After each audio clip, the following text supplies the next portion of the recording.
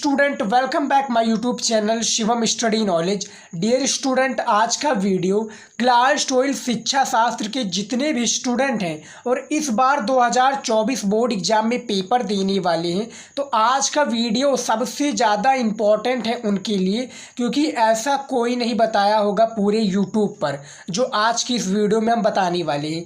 108 महत्वपूर्ण टॉपिक आज की इस वीडियो में हम आपके लिए लेकर आए हैं, जो कि हर एक चैप्टर का महत्वपूर्ण टॉपिक है। यदि आप ये 108 टॉपिक को तैयार कर लेते हैं तो मेरी 100% गारंटी है कि आप बोर्ड एग्जाम में फेल नहीं होंगे। बस आपको इनमें से कोई भी टॉपिक को छोड़ना नहीं है। 108 टॉपिक को तैयार कर लेंगे तो आपका बोर्ड एग्जाम में 85 और 95 प्लस या 90% जो है मार्क्स आपका बिल्कुल पक्का हो जाएगा। तो आज की इस वीडियो को आप लोग लास्ट तक जरूर देखिएगा। हर एक चैप्टर का हम इम्पॉर्टेंट टॉपिक को देखते हैं, याद रखिएगा। इनमें से आपको एक भी टॉपिक को मिस नहीं करना है, सारे टॉपिक को आपको लिखते चलना है। चलिए शुरू करते हैं। सबसे पहला जो आपका चैप्टर है शिक्षा शास्त्र में प्राचीन कालीन भारतीय शिक्षा, जो सबसे पहला जो टॉपिक है आपका फर्स्ट चैप्टर का वैदिक कालीन शिक्षा, यानी आपको लिख लेना है बोर्ड एग्जाम में वैदिक कालीन शिक्षा किसे कहते हैं। ये सारे जो मैं जितने भी टॉपिक बताऊंगा इस वीडियो में, इसका आंसर आपको अपने बुक में, वो भी विद्या क्वेश्चन में या बुक में क्या है चैप्टर वाइज में इसीलिए बता रहा हूँ कि बाद में आपको ढूंढना ना पड़े, चैप्टर वाइज आपको आंसर मिल जाएगा उसका भी। तो पहला जो आपका टॉपिक है वैदिक कालीन शिक्षा किसे कहते हैं, वैदिक कालीन शिक्षा के गुण बताइए, उसके दोष बताइए। तो ये इसमें आपका पहले बताना है कि वैदिक कालीन शिक्षा क्या है। दूसरा आपका आ जाता है प्राचीन कालीन भारतीय शिक्षा क्या है, इसके बारे में आपको बताना है। तीसरा हमारा है प्राचीन भारतीय शिक्षा की विशेषताएं, जो प्राचीन कालीन भारतीय शिक्षा की विशेषताएं हैं वो कौन कौन सी विशेषताएं हैं इसको आपको बतानी है। और चौथा है समावर्तन संस्कार, क्या है समावर्तन संस्कार जो होता है ये आपका वैदिक कालीन में होता है, प्राचीन कालीन में होता है। तो फर्स्ट चैप्टर का 4 टॉपिक है, आप इसको नोट कर लीजिएगा। उसके बाद में देखिए दूसरा चैप्टर क्या आ जाता है आपका बौद्ध काल में भारतीय शिक्षा, ये आपका दूसरा चैप्टर है बौद्ध काल में भारतीय शिक्षा। अब इसमें देखिए जो आपका 5 नंबर टॉपिक क्या है, बौद्ध काल किसे कहते हैं, क्या है बौद्ध काल किसे कहते हैं। सबसे पहले आपको परिभाषा देना होगा। याद रखिएगा जो चैप्टर है, चैप्टर से रिलेटेड आपके बोर्ड एग्जाम में काफ़ी ज़्यादा टॉपिक्स पूछे जाते हैं, ये आपको याद रखना है। तो बौद्ध काल क्या है और बौद्ध काल में स्त्री शिक्षा किस तरह से थी, और बौद्ध काल में शिक्षण विधियाँ क्या है, बौद्ध काल की शिक्षण विधियों पर प्रकाश डालिए या इसका आंसर लिखिए। तो एक जो आंसर होता है इसके कई क्या है अर्थ निकलते हैं, जैसे बौद्ध कालीन शिक्षा के दोष बताइए, इसके गुण बताइए, और इसका क्या है प्रकार बताइए कि बौद्ध कालीन शिक्षा कितने प्रकार के हैं, स्त्री शिक्षा किस तरह से था, शिक्षण विधियाँ किस तरह से था। तो ये 5 नंबर आपका हो जाता है। उसके बाद में 6 नंबर में देखिए वैदिक और बौद्ध शिक्षा प्रणाली, यानी वैदिक कालीन और बौद्ध शिक्षा प्रणाली क्या है, या वैदिक और बौद्ध शिक्षा में आपको अंतर भी बताना रहेगा, ये आपको याद रखना है। 6 नंबर भी टॉपिक होगा।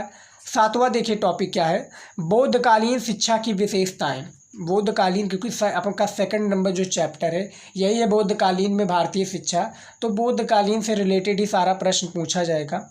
और 8वां नंबर हमारा टॉपिक है बौद्ध शिक्षा प्रणाली, बौद्ध शिक्षा प्रणाली किस तरह से थी। 9th नंबर है उपसंपदा संस्कार, आपका जो बौद्ध काल में भारतीय शिक्षा होता है, जो विद्यार्थी होता है वो क्या है जब प्रवेश लेता है बौद्ध काल में शिक्षा ग्रहण करने के लिए, तो वो उपसंपदा संस्कार उसका कराया जाता है। जैसे कि प्राचीन काल में का समावर्तन संस्कार होता है और उपसंपदा संस्कार बौद्ध काल में कराया जाता है। याद रखिएगा स्टूडेंट, जो मैं टॉपिक बता रहा हूँ इसका आपको आंसर याद रखिएगा। सिर्फ मैं ऑब्जेक्टिव क्वेश्चंस को सॉल्व नहीं करा रहा हूँ इस वीडियो में, हम उसको भी कराते रहेंगे, लेकिन जितने भी आपका अति लघु उत्तरीय प्रश्न है, लघु उत्तरीय है और विस्तृत उत्तरीय प्रश्न, इसमें आपको आंसर मिल जाएगा, सॉरी इसमें आपको क्या है उत्तर मिल जाएगा, प्रश्न मिल जाएगा, क्या है आपको प्रश्न मिल जाएगा, इसका आंसर आपको बुक या विद्या क्वेश्चन में मिल जाएगा, वो भी चैप्टर वाइज आप इसको मिलाएंगे, प्रश्न आप देखेंगे सभी मिल जाएगा। बस आपको क्या है प्रश्न का आंसर को आपको तैयार कर लेना है। मेरी गारंटी है कि आप फेल नहीं होगे और आप काफ़ी अच्छे मार्क्स लेकर आओगे, क्योंकि हमने ये वाला जो टॉपिक है पिछले साल भी बताया था और काफ़ी स्टूडेंट का काफ़ी अच्छे मार्क्स आया था। काफ़ी स्टूडेंट ने मेरे पास कमेंट किया था कि सर आपका जो टॉपिक वाला वीडियो है उससे हमने काफ़ी कुछ सीखा है। तीसरा चैप्टर देखिए, मध्यकालीन भारतीय शिक्षा। क्या है? मध्यकालीन भारतीय शिक्षा, ये तीसरा चैप्टर है। इसमें 10 नंबर टॉपिक क्या है? मध्यकालीन भारतीय शिक्षा किसे कहते हैं। चैप्टर जो है आपका, उससे रिलेटेड प्रश्न तो जरूर पूछा ही पूछा जाएगा। 11 नंबर हमारा टॉपिक है बौद्धकालीन शिक्षा तथा मुस्लिम कालीन शिक्षा क्या है। यही है मध्यकालीन शिक्षा, इसमें ये आपको बताना है। तो ये तीसरा चैप्टर है। बौद्धकालीन शिक्षा क्या है तथा मुस्लिम शिक्षा क्या है, इसमें अंतर भी आपको बताना पड़ सकता है, या दोनों का अलग अलग परिभाषा भी देना आपको पड़ सकता है। इन टॉपिकों को आप नोट कर लीजिए स्टूडेंट, क्योंकि बहुत ही ज़्यादा मेहनत लगा है इसको लिखने में। और हमारा क्या है, प्रयास यही है कि हर स्टूडेंट को क्या है, हर स्टूडेंट का हमारा टारगेट है कि 91 95 प्लस मार्क वो अचीव करें। और इसको लिखने में बहुत ज़्यादा मेहनत लगा है, 4 से 5 दिन हमें लगा इसको रिसर्च करने में, लिखने में। तो प्लीज़ आप वीडियो को लाइक और हमारे चैनल को सब्सक्राइब करना मत भूलिए, क्योंकि हम आपके लिए मेहनत कर रहे हैं और आपकी भी रिस्पॉन्सिबिलिटी बनती भैया कि कुछ क्या है आप हमारे लिए भी कीजिए। जैसे 12 नंबर टॉपिक क्या है, मध्यकालीन शिक्षा के गुण या विशेषताएं बताइए। जो मध्यकालीन शिक्षा है इसके आपको गुण या विशेषताएं बताना है। 13 नंबर टॉपिक है प्राचीन व मध्यकालीन शैक्षिक विशेषताएं। प्राचीन व मध्यकालीन शैक्षिक विशेषताएं बतानी है। चौथा नंबर जो चैप्टर क्या आ चुका है, ब्रिटिश काल में भारतीय शिक्षा। ब्रिटिश काल में भारतीय शिक्षा, इसमें 14 नंबर टॉपिक क्या है, ब्रिटिश कालीन शिक्षा क्या होता है, इसके बारे में आपको बताना है। 15 नंबर टॉपिक है पाश्चात्य शिक्षा विवाद क्या है।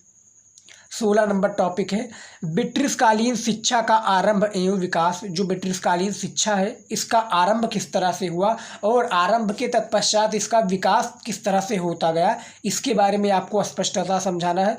तो इस सब का आंसर आपको क्या है, मिल जाएगा किताब में, क्योंकि यदि स्टूडेंट में इसका आंसर लेकर आता तो 9-10 घंटे का वीडियो बन जाता और भी ज़्यादा वीडियो बन जाता। तो इसीलिए मैं भी सोचता हूँ कि आप भी कुछ मेहनत कीजिए और आप क्या कीजिए, आप इसका आंसर याद कर लीजिए। आप जाएंगे चैप्टर वाइज, वो भी हमने बता दिया है, क्योंकि पूरे यूट्यूब पर ऐसा कोई नहीं बताया है। शिक्षा शास्त्र में जो कक्षा 12 शिक्षा शास्त्र के स्टूडेंट हैं, यूट्यूब पर आपको कोई भी ऐसा नहीं मिलेगा कि 108 टॉपिक ही बताया गया है। तो हम आपके लिए मेहनत कर रहे हैं, आपके लिए सारी चीज़ें प्रोवाइड कर रहे हैं, क्योंकि हमारा टारगेट जो है भैया हमने बता दिया है, हम आर्ट्स की तैयारी इस चैनल पर ऑल सब्जेक्ट की कराते हैं। तो इनमें देखिए हमारा क्या है, जो 17 नंबर टॉपिक है भारतीय शिक्षा व्यवस्था किस तरह से थी ब्रिटिश काल में। 18 नंबर टॉपिक है हमारा ब्रिटिश कालीन शिक्षा के गुण आप बताइए। 19 नंबर हमारा टॉपिक है आधुनिक शिक्षा या ब्रिटिश शिक्षा, इसके बारे में बताइए। 5वां चैप्टर हमारा आ चुका है स्वतंत्र भारत में शिक्षा, क्योंकि हमने अभी तक पढ़ा क्या है, प्राचीन कालीन भारतीय शिक्षा, बौद्धकालीन, मध्यकालीन, ब्रिटिश कालीन। अब हमारा आ चुका है स्वतंत्र भारत में शिक्षा। ये आपका 5वां चैप्टर है शिक्षा शास्त्र का। 26 चैप्टर है टोटल 2024 के न्यू सिलेबस के आधार पर। जो आपका यूपी बोर्ड का न्यू सिलेबस जारी हुआ है उसके आधार पर 26 चैप्टर शिक्षा शास्त्र में है। तो इनमें से कहीं से भी प्रश्न पूछा जा सकता है। बस आप क्या है, ऑब्जेक्टिव क्वेश्चन का जो 10 नंबर का बोर्ड एग्जाम में पूछा जाता है उसका आप टेंशन मत लीजिए, उसका हम भी तैयारी कराएंगे। लेकिन जो 90 नंबर आपको लिखित दिया जाएगा उसको हम तैयार करा रहे हैं अभी। 5वां है स्वतंत्र भारत में शिक्षा, जो इसका 20 नंबर प्रश्न क्या है, ऑपरेशन ब्लैक बोर्ड क्या है, इसके बारे में बताइए। ये आपकी 5 नंबर चैप्टर का प्रश्न है। उसके बाद में 21 नंबर टॉपिक है नवोदय विद्यालय, इसके बारे में बताइए। 22 नंबर है 10+2+3 क्या है, 10+2+3 के शिक्षात्मक संरचना क्या है, इसके बारे में बताइए। उसके बाद में 23 नंबर हमारा टॉपिक है भारतीय शिक्षा की नवीन प्रवृत्तियाँ किस तरह से हैं, इसके बारे में आपको स्पष्टता बताना है। इसका आंसर आपको मिल जाएगा। उसके बाद में देखिए इसी में है स्वतंत्र भारत में शिक्षा में 24 नंबर टॉपिक मुदालियर आयोग क्या है, माध्यमिक शिक्षा की संस्तुतियाँ क्या है, माध्यमिक शिक्षा की जो संस्तुतियाँ है इसके बारे में बताइए। यहाँ पर देखिए 5 टॉपिक हैं आपका 5 नंबर चैप्टर में। 6 नंबर जो हमारा चैप्टर आ चुका है भारतीय शिक्षा शास्त्री। अब यहाँ पर भारतीय शिक्षा शास्त्री कौन है, पंडित मदन मोहन मालवीय जी। देखिए आपका 25 नंबर टॉपिक क्या है, पंडित मदन मोहन मालवीय के अनुसार शिक्षा का माध्यम किस तरह से होना चाहिए, इसके बारे में आप बताइए। 26 नंबर टॉपिक है मालवीय जी के शैक्षिक विचार। जो मालवीय जी का शैक्षिक विचार आपके बोर्ड एग्जाम में पूछे ही पूछे जाते हैं। आप पिछले साल यानी 2023 का भी आप पेपर उठाकर देखेंगे तो उसमें भी ये पूछा ही पूछा गया था। उसके बाद में देखिए 27 नंबर टॉपिक अनुशासन संबंधी विचार भाषा एवं धर्म। जो आपका अनुशासन संबंधी विचार भाषा एवं धर्म है, इसके बारे में आपको बताना है। यहाँ पर आपका सबसे पहला जो प्रश्न बन जाएगा वो अनुशासन संबंधी विचार, फिर अनुशासन भाषा एवं धर्म किस तरह से है। 28 नंबर टॉपिक है मालवीय जी के अनुसार उत्तम शिक्षा किस तरह से होना चाहिए, ये बताइए। पंडित जो मदन मोहन मालवीय जी हैं उनके जो अनुसार उत्तम क्या है शिक्षा की व्यवस्था किस तरह से होनी चाहिए, आपको स्पष्टता बतानी है। 7वां नंबर चैप्टर क्या है, देखिए 7वां नंबर चैप्टर यहाँ पर आप देख सकते हैं भारतीय शिक्षा शास्त्री। वो क्या है, भारतीय शिक्षा शास्त्री वो भी थे, अब यहाँ पर ये भी भारतीय शिक्षा शास्त्री आ चुके हैं जो कि एनी बेसेंट जी हैं। एनी बेसेंट का भी शिक्षा शास्त्र में काफ़ी ज़्यादा योगदान रहा है। देखिए 29 नंबर टॉपिक क्या है हमारा, ये जो मैं टॉपिक बता रहा हूँ स्टूडेंट, ये टॉपिक याद रखिएगा, ये प्रश्न है। हम आपको टॉपिक के रूप में बता रहे हैं क्योंकि जो टॉपिक होता है टॉपिक रहता है, उसके बाद में उसके क्या है पॉइंट्स भी रहते हैं, ये आपको याद रखना है। ये नहीं कि मैं जो टॉपिक बता रहा हूँ वही टॉपिक आपको टॉपिक रहेगा, उसके पॉइंट्स के भी क्वेश्चन बोर्ड एग्जाम में पूछे जा सकते हैं। जैसे कि यहाँ पर पूछा गया है कि शिक्षा के क्षेत्र में एनी बेसेंट का योगदान, फिर योगदान के भी पॉइंट्स आते चले जाएंगे कि क्या क्या पॉइंट्स हैं, ये आपको याद रखना है। जैसा कि हमने भूगोल का, अर्थशास्त्र का, समाजशास्त्र का, नागरिक शास्त्र का हमने वीडियो बना दिया है। क्या है उसमें हमने वीडियो बना दिया है जो कि टॉपिक वाला, उसमें भी हमने यही सारी चीज़ें बताई। यदि आपने वो वीडियो देखा होगा तो आपको मालूम होगा। 29 नंबर टॉपिक क्या है, शिक्षा के क्षेत्र में एनी बेसेंट का किस तरह से योगदान रहा है। 30 नंबर टॉपिक है एनी बेसेंट के शैक्षिक विचार बताइए, या एनी बेसेंट का योगदान किस तरह से था, इसके बारे में बताइए। 31 नंबर हमारा टॉपिक है एनी बेसेंट पर क्या है स्त्री शिक्षा संबंधी विचार। जो एनी बेसेंट जी हैं, एनी बेसेंट का जन्म कहाँ पर हुआ था भैया, लंदन में हुआ था, लेकिन जो उनका जो मूल रूप था वो भारतीय था। तो एनी बेसेंट स्त्री शिक्षा संबंधी विचार बताइए। देखिए जो आपका चैप्टर है कहीं से भी प्रश्न पूछा जा सकता है। आपका शिक्षा शास्त्र में 100 नंबर का पूर्णांक रहता है, तो उसी के हिसाब से प्रश्न कहीं से भी पूछा जा सकता है। यदि आप तैयार करे रहेंगे तो आपको मालूम होगा कि इस चैप्टर से ये लिया गया प्रश्न है और हमने पढ़ा है तो हमें मालूम है, तो आपको उसका आंसर लिखने में कोई भी हिचकिचाहट नहीं होगी। लेकिन जब पता ही नहीं होगा भैया तो बाद में आपको पछताना पड़ेगा। इसीलिए मैं अभी से कर रहा हूँ स्टूडेंट कि मैं भी आपके लिए क्या है मेहनत कर रहा हूँ, आप भी मेहनत कीजिए। यदि आप सो रहे हैं क्या है अभी भी आप क्या है सो रहे हैं तो जाग जाइए, क्योंकि बहुत ही कम समय बचा है आपको बोर्ड एग्जाम की तैयारी के लिए।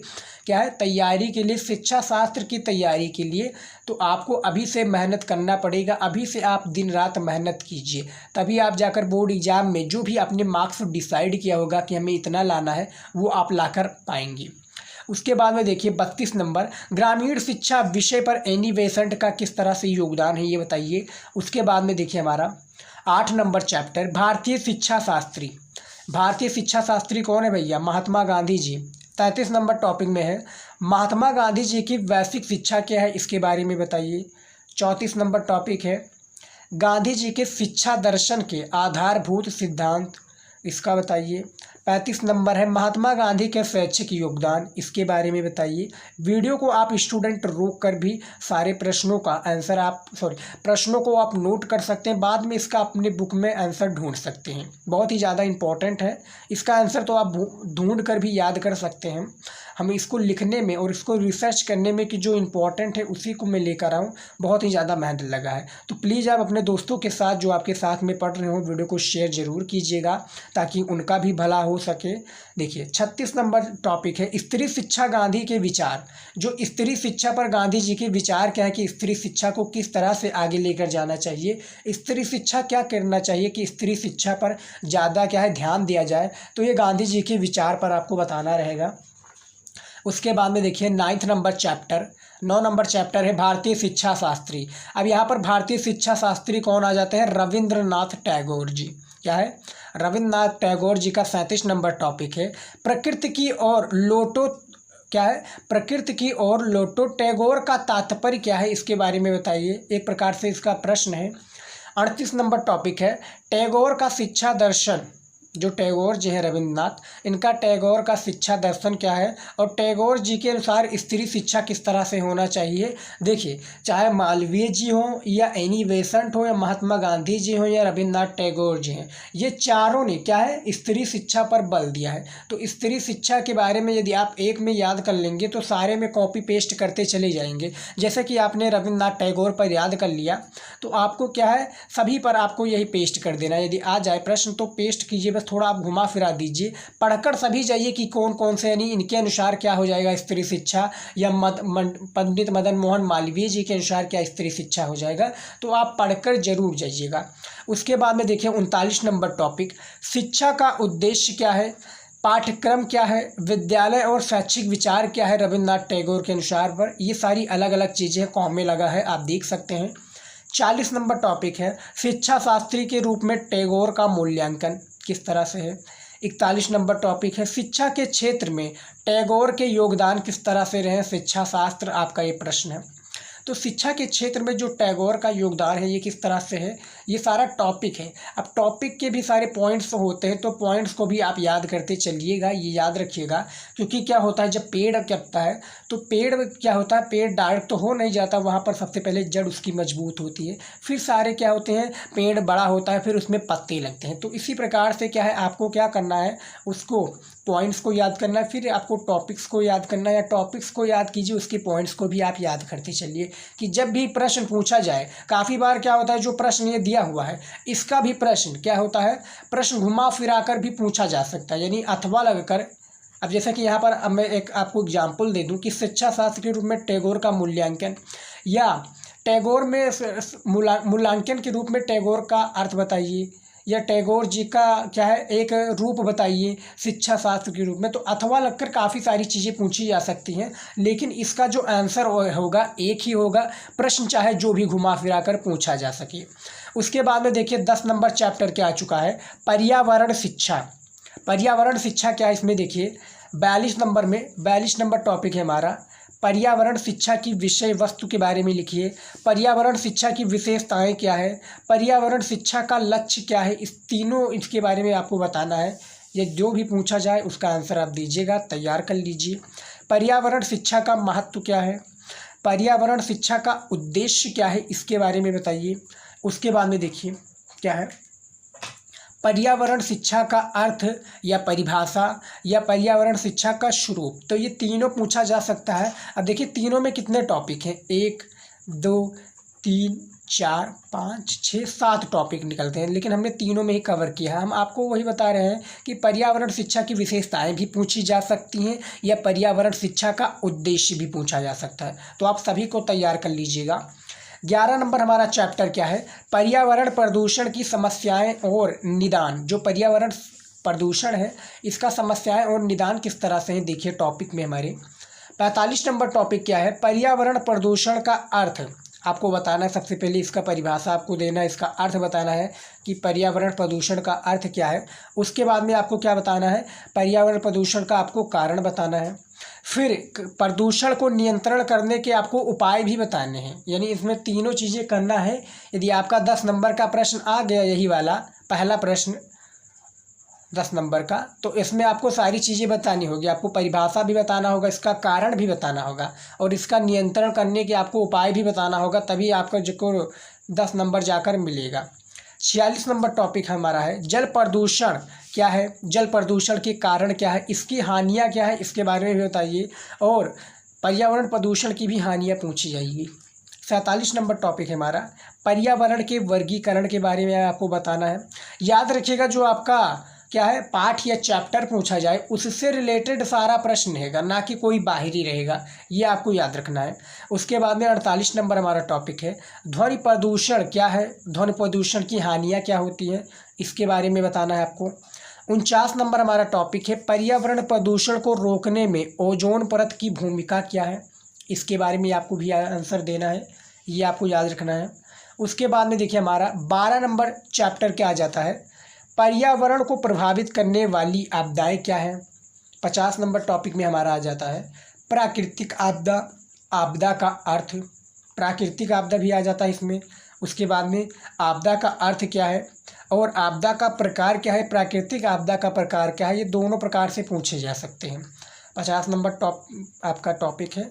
51 नंबर टॉपिक देखिए, चक्रवातीय तूफान किसे कहते हैं। चक्रवातीय तूफान कितनी प्रकार की होती हैं, चक्रवाती तूफान से क्या क्या हानियां होती हैं, इसके बारे में बताना रहेगा।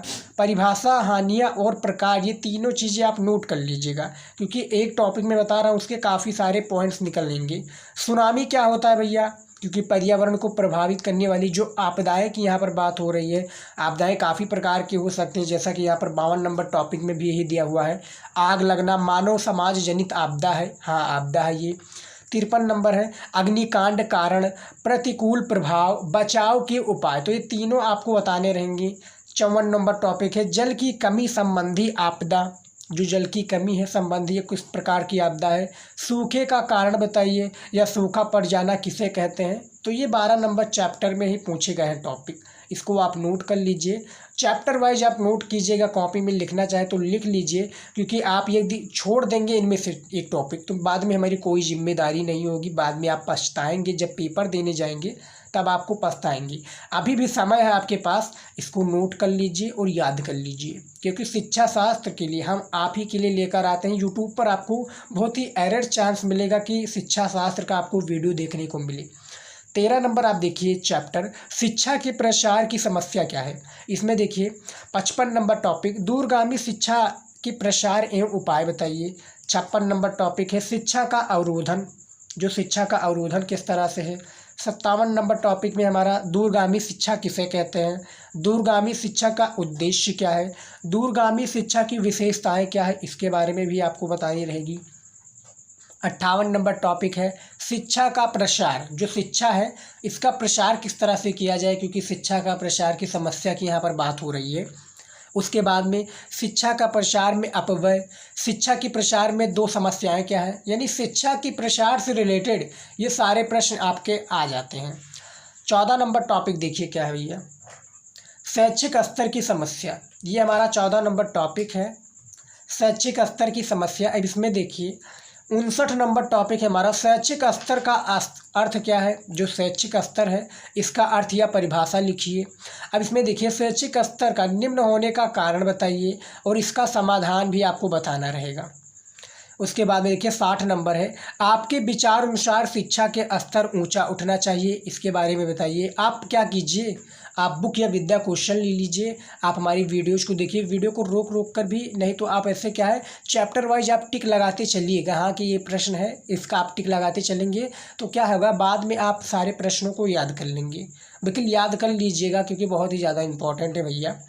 हमने भी जब शिक्षा शास्त्र के पेपर दिया था तो हमने भी यही स्ट्रैटेजी अपनाई थी, हमारा भी यही सारा शेड्यूल था कि बोर्ड एग्जाम में क्या है, और बोर्ड एग्जाम में जो हमारा शिक्षा शास्त्र में मार्क्स आया था वो 85% आया था पूर्ण रूप से शिक्षा शास्त्र में। तो भैया ऐसा कीजिए कि आप क्या है शिक्षा शास्त्र में इसी तरीके से पढ़ाई कीजिए, तभी आप जाकर क्या है बोर्ड एग्जाम में अच्छे मार्क्स ला पाएंगे। उसके बाद में देखिए 60 नंबर टॉपिक क्या है हमारा, आपके विचार अनुसार शिक्षा का स्तर ऊंचा उठना चाहिए, इसके बारे में बताइए, यानी आपके जो आपका विचार हो उसके अनुसार आपको बताना रहेगा। 61 नंबर टॉपिक है राष्ट्र की प्रगति उद्देश्य क्या है, जो राष्ट्र है हमारा, राष्ट्र की प्रगति का उद्देश्य क्या है, इसके बारे में आपको बताना रहेगा। उसके बाद में देखिए हमारा अगला चैप्टर क्या जाता है, 15 चैप्टर देखिए, 15 नंबर चैप्टर स्त्री शिक्षा की समस्याएँ क्या है। बहुत ही ज़्यादा ये एरर चैप्टर है, सॉरी बहुत ही ज़्यादा इंपॉर्टेंट चैप्टर है स्त्री शिक्षा की समस्याएं में। देखिए 62 नंबर जो टॉपिक है टिप्पणी लिखे नारी शिक्षा का महत्व, यहाँ पर आपको टिप्पणी लिखने के बारे में आ जाएगा। ये आपका क्या है लघु में भी आ सकता है और विस्तृत में भी ये प्रश्न पूछा जा सकता है, तो दोनों में आप तैयार कर लीजिएगा। जो भी प्रश्न जिस पर भी अप्लाई होता है आप उसको लिख लीजिएगा। तो यहाँ पर आपको टिप्पणी लिखना है कि नारी शिक्षा का महत्व क्या है, इस पे बारे में। 63 नंबर टॉपिक है नारी सशक्तिकरण, नारी सशक्तिकरण के बारे में भी इसका आंसर आपको देना है। उसके बाद में देखिए 64 नंबर टॉपिक है स्त्री शिक्षा की समस्याओं का समाधान किस तरह से किया जा सकता है, इसके बारे में आपको बताना रहेगा। 65 नंबर टॉपिक है भारत में नारी शिक्षा के विकास किस तरह से हुआ, भारत में यानी इंडिया में हमारा जो नारी शिक्षा है इसका विकास किस तरह से हुआ बताना रहेगा आपको। उसके बाद में देखिए अगला प्रश्न क्या आ जाता है सॉरी अगला चैप्टर 16 नंबर चैप्टर है हमारा सामाजिक ब्रैकेट में प्रौढ़ शिक्षा की समस्याएं। जो सामाजिक या प्रौढ़ शिक्षा की समस्याएं बताइए। 66 नंबर जो टॉपिक है ये इसी के बारे में है, सामाजिक शिक्षा या प्रौढ़ शिक्षा। ये क्या है? जो सामाजिक शिक्षा या प्रौढ़ शिक्षा। अब इसकी सामाजिक शिक्षा का उद्देश्य भी पूछा जा सकता है। सामाजिक शिक्षा या प्रौढ़ शिक्षा में आपको अंतर भी बताना सकता है, या इसमें क्या है या करके लगाए, चाहे आप सामाजिक शिक्षा का आंसर दीजिए, प्रौढ़ शिक्षा का आंसर दीजिए, दोनों में आपका उद्देश्य भी पूछा जा सकता है, तो इसको भी आप तैयार कर लीजिएगा। 67 नंबर टॉपिक है हमारा सामाजिक शिक्षा की मुख्य समस्याएं क्या है, या इसके समाधान भी आपको बताइए। याद रखिएगा जहाँ समस्याएं पूछे जाएं वहाँ पर आपको इसका समाधान भी आपको बताना रहेगा। और ये 3 टाइप के प्रश्नों हम इसमें बता रहे हैं। जो टॉपिक है हमारा, ये टॉपिक वाला वीडियो, इसमें 3 टाइप के प्रश्न है आपका, अति लघु उत्तरीय है, लघु है और विस्तृत उत्तरीय है। 4 नंबर का प्रश्न है, 6 नंबर का और 10 नंबर का प्रश्न है, तो छोड़ना नहीं है। 90 नंबर आपको लिखित में दिया जाएगा, 10 नंबर आपका बहुविकल्पीय में दिया जाएगा, तो उसको भी हम तैयार कराते रहेंगे। लेकिन फ़िलहाल आप ये तैयार कर लीजिए क्योंकि बहुत ही ज़्यादा ये आपका चैप्टर क्या है, बोरिंग सब्जेक्ट काफ़ी स्टूडेंट कहते हैं, लेकिन बोरिंग मत समझिए क्योंकि बहुत ही ज़्यादा इंपॉर्टेंट ये चैप्टर है। और क्या है, ये बुक ऐसा है जो क्या है, बुक ऐसा है शिक्षा शास्त्र कि आपको शिक्षा से रिलेटेड सारी चीज़ें प्रोवाइड करता है इसमें, ये आपको याद रखना है। उसके बाद में देखिए 68 नंबर टॉपिक सामाजिक शिक्षा। 68 नंबर टॉपिक है सामाजिक शिक्षा क्या है, या सामाजिक शिक्षा की उपयोगिता क्या है, इसके बारे में भी आपको बताना रहेगा। इसको भी आप नोट कर लीजिएगा। हमारा आ जाता है अगला टॉपिक 69 नंबर टॉपिक आ जाता है जनसंख्या शिक्षा का परिभाषा और इसका उद्देश्य भी बताना है। 17 नंबर चैप्टर में पूछा गया है कि जनसंख्या शिक्षा, इसके बारे में देखिए जनसंख्या शिक्षा के बारे में ही सबसे पहले पूछा गया है, इसका आपको परिभाषा देना रहेगा। उसके बाद में क्या है, इसका उद्देश्य आपको बताना रहेगा। 70 नंबर टॉपिक में क्या पूछा गया है, जनसंख्या शिक्षा की समस्याएं कौन कौन सी हैं। जनसंख्या शिक्षा, जो जनसंख्या शिक्षा है इसके बारे में आपको समस्याएं बतानी रहेगी। जनसंख्या विस्फोट क्या होता है भैया, हमने काफ़ी बार बताया अपनी वीडियोज में, चाहे आप भूगोल को देखते हो, भूगोल आपका सब्जेक्ट हो या शिक्षा शास्त्र हो, हमने काफ़ी बार जनसंख्या विस्फोट के बारे में बताया होगा। यदि आप हमारे रेगुलर के स्टूडेंट हैं तो आपको पता होगा इसका आंसर। उसके बाद में देखिए 72 नंबर टॉपिक क्या पूछा गया है, भारत में जनसंख्या विस्फोट किस तरह से होता है, इसके बारे में आपको आंसर देना है कि भारत में जनसंख्या विस्फोट जो है इस तरह से होता है। तो ये जनसंख्या शिक्षा के बारे में ये सारा प्रश्न पूछा गया है। अब जनसंख्या की शिक्षा के बारे में ये भी पूछा जा सकता है कि जनसंख्या शिक्षा को किस तरह से आगे बढ़ाना चाहिए, जनसंख्या को नियंत्रण करने के उपाय भी पूछे जा सकते हैं। तो 17 नंबर चैप्टर है, आप क्या है हर बार आप किताबी भाषा से इसका आंसर देने का प्रयास मत कीजिएगा। आप क्या कीजिए, काफ़ी बार जो होता है आप अपने हिसाब से भी, यदि आपने प्रश्न को पढ़ा है और याद नहीं हो रहा कि हमने जो पढ़ा है वो हमें याद हो जाए, तो आप कीजिए अपने हिसाब से आप प्रश्नों को बनाकर लिख दीजिए कि हमारे अनुसार ये जनसंख्या शिक्षा का परिभाषा है। आप बनाकर भी लिख देंगे अच्छे से पॉइंट के हिसाब से, तो एग्जामिनर आपको नंबर देकर ही जाएगा। 18 नंबर चैप्टर देखिए क्या है, सीखना, अर्थ, प्रक्रिया, नियम एवं विधियाँ। ये हमारा 18 नंबर चैप्टर है शिक्षा शास्त्र का, जो कि पहले था ये पार्ट 2 यानी खंडखा का था, लेकिन अब इसमें एक ही चैप्टर यानी शिक्षा शास्त्र को ही पूरा कर दिया गया है। पहले 2 भागों में होता था, पहला होता था शिक्षा शास्त्र, दूसरा होता था मनोविज्ञान, यानी 2 भागों में डिवाइड होता था, खंडखा। तो अब क्या हो गया है, शिक्षा शास्त्र को पूरे कर दिया गया है। अब शिक्षा शास्त्र में आपके 26 चैप्टर्स आ चुके हैं, जो कि हमें सभी को पढ़ना पड़ेगा, तभी जाकर हम क्या है बोर्ड एग्जाम में दे पाएंगे। यदि आपका प्रश्न कहीं से भी पूछा जा सकता है, 100 नंबर का पूर्णांक है, तो इसके हिसाब से एग्जामिनर प्रश्न भी पूछेगा। तो 18 नंबर जो चैप्टर क्या है, सीखना, अर्थ, प्रक्रिया, नियम एवं विधियाँ, ये आपका 18 नंबर चैप्टर है। इसमें आपका 73 नंबर देखिए 71, 72, 73 नंबर जो टॉपिक है सीखना, प्रेरणा, योगदान क्या है। यहाँ पर देखिए सीखना किसे कहते हैं, इसके पहले सबसे पहले आपको परिभाषा देना होगा। उसके बाद में प्रेरणा का क्या है, परिभाषा देना होगा, प्रेरणा योगदान क्या है, और परिवक्तता यानी सीखना में प्रेरणा का योगदान किस तरह से है, सीखने में प्रेरणा या सीखने का परिवक्तता क्या है, ये आपको 73 नंबर टॉपिक में बताना रहेगा।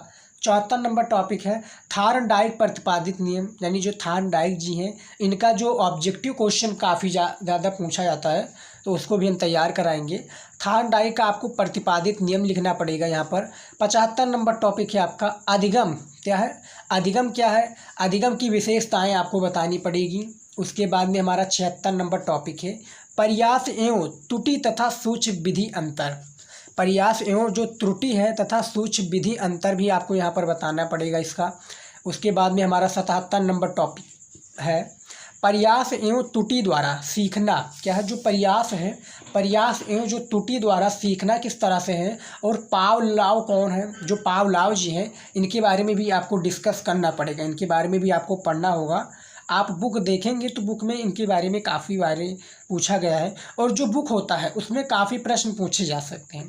क्या काफ़ी प्रश्न होते हैं, लेकिन जो इम्पोर्टेंट होता है उसी में हम ये टॉपिक बनाए हुए हैं, उसी का हम टॉपिक बनाए हुए हैं। यदि आप इनमें से कोई भी नहीं छोड़ेंगे, सारा यदि याद कर लेंगे, तो मेरी गारंटी इससे क्या है बाहर कुछ भी नहीं आएगा। इससे जो बाहर आपका कुछ भी नहीं आएगा यदि आप तैयार कर लेंगे। लेकिन एक बुक छोड़ना नहीं है, नहीं तो बाद में आप कमेंट करेंगे कि सर जो आपने बताया था वो नहीं आया।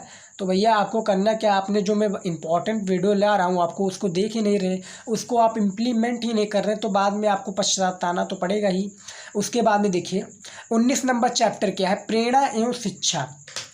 प्रेरणा एवं शिक्षा क्या है इसके बारे में आपको बताना है। जैसा कि 78 नंबर टॉपिक दिया हुआ है जन्मजात प्रेरक क्या है, जन्मजात प्रेरक क्या है और अर्जित प्रेरक क्या है। इसमें आपको दोनों में अलग अलग परिभाषा भी देना पड़ सकता है, और आपको क्या है डिफरेंस यानी अंतर भी बताना सकता है। तो 19 नंबर चैप्टर है प्रेरणा एवं शिक्षा के बारे में। उसके बाद में 79 नंबर टॉपिक देखिए सकारात्मक प्रेरणा तथा नकारात्मक प्रेरणा, यानी दोनों का अलग अलग परिभाषा भी पूछा जा सकता है। 80 नंबर हमारा टॉपिक है प्रेरणा किसे कहते हैं और प्रेरणा का स्रोत क्या क्या है। प्रेरणा में जन्मजात प्रेरणा किसे कहते हैं, प्रेरणा का लक्षण क्या है। तो यानी चारों प्रेरणा से ही रिलेटेड आपका ये टॉपिक है। 81 नंबर टॉपिक है सीखने एवं शिक्षा में प्रेरणा का महत्व। क्या है? सीखने एवं प्रेरणा का महत्व क्या है, इसको भी आप नोट कर याद कर लीजिएगा, टिक लगाते जाइएगा मैं जितने भी बता रहा हूँ। उसके बाद में देखिए 20 नंबर टॉपिक रुचि अवधान तथा शिक्षा। रुचि अवधान तथा शिक्षा ये आपका 20 नंबर चैप्टर है शिक्षा शास्त्र का। इसमें 82 नंबर टॉपिक देखिए रुचि और योग्यता क्या है, रुचि का योग्यता क्या है। 83 नंबर टॉपिक है रुचि किसे कहते हैं, बालकों में रुचि उत्पन्न करने के उपाय भी आपको बताने रहेंगे। और मानवीय रुचि क्या होता है या अवधान क्या होता है, मुख्य प्रकार क्या है, रुचि की कितनी विशेषताएं हैं, रुचि का दोष क्या है, तो ये आपको बताना होगा। अब क्या है शिक्षा शास्त्र जो है ये रुचि के बारे में, यानी हमारे पूरे हमारे बारे में पूछ रहा है, रुचि के बारे में पूछ रहा है। रुचि जैसे कि हमारा रुचि है खेलने में, तो रुचि ये प्रकार का हो गया। और अवधान तथा शिक्षा क्या हो गया, शिक्षा भी हो गया इसी के प्रकार से कि हमारा शिक्षा के मूल हमारा पढ़ने का मन है जियोग्राफी, तो अवधान तथा शिक्षा इस प्रकार से हो गया। और रुचि का मतलब है कि जिस चीज़ में आपका रुचि लग रहा हो, कि हमें पढ़ना हमारा क्या है रुचि लग रहा है, खेलने में हमारा रुचि लगा है, तो रुचि इसी को कहते हैं। 85 नंबर भी टॉपिक हमारा हो गया अवधान किसे कहते हैं, अवधान या मुख्य इसके प्रकार क्या है ये भी हमने बता दिया है। उसके बाद में देखिए 21 नंबर हमारा चैप्टर शिक्षा शास्त्र का शिक्षा में पुरस्कार एवं दंड। 86 नंबर टॉपिक है आपका पुरस्कार क्या है, पुरस्कार क्या है, पुरस्कार में मुख्य लाभ क्या है, पुरस्कार देने से पहले क्या है ध्यान रखने योग्य बातें। जब हम बालक को कोई पुरस्कार देते हैं या कोई भी पुरस्कार देते हैं तो उसमें जो ध्यान रखने योग्य बातें हैं इसके बारे में भी आपको बताना रहेगा पॉइंट के हिसाब से कि एक बातें ये हैं, दो बातें ये हैं, तीन बातें ये हैं, तो इन्हीं के अनुसार आपको बतानी रहेंगी। 87 नंबर जो टॉपिक है आपका अमूर्त पुरस्कार क्या है, अमूर्त पुरस्कार के प्रकार क्या है या पुरस्कार के प्रकार क्या है, ये आपका हो जाएगा, ये भी हो जाएगा। प्रकार आपको दोनों में भी पूछा जा सकता है, अमूर्त पुरस्कार और मूर्त पुरस्कार, इसके दोनों बारे में आपका अंतर भी पूछा जा सकता है। तो ये सारा जो है आपका बुक से ही लिया गया टॉपिक है, विद्या क्वेश्चन से लिया गया टॉपिक है, कहीं बाहरी से नहीं लिया गया है। और ये भी आपको याद रखना है स्टूडेंट कि बोर्ड एग्जाम में जो प्रश्न पूछा जाएगा वो आपकी बुक या विद्या क्वेश्चन से ही पूछा जाएगा, बाहरी कोई भी प्रश्न नहीं आएगा। और आप जब बोर्ड एग्जाम का पेपर देकर लौटेंगे तो आपको, यदि आप लाएंगे जब पेपर को कि भैया जो हमने ये लिखा है क्या वो सही गया है, तो आपको सभी प्रश्न मिल जाएगा आपको बुक में। ये आपको याद रखना है, आपको नोट करना है। 88 नंबर टॉपिक देखिए, दंड क्या है, दंड के प्रकार क्या है, दंड देते समय हमें कौन क्या है, दंड के लाभ क्या है, या दंड देते समय ध्यान रखने योग्य बातें भी हमें बतानी पड़ेंगी।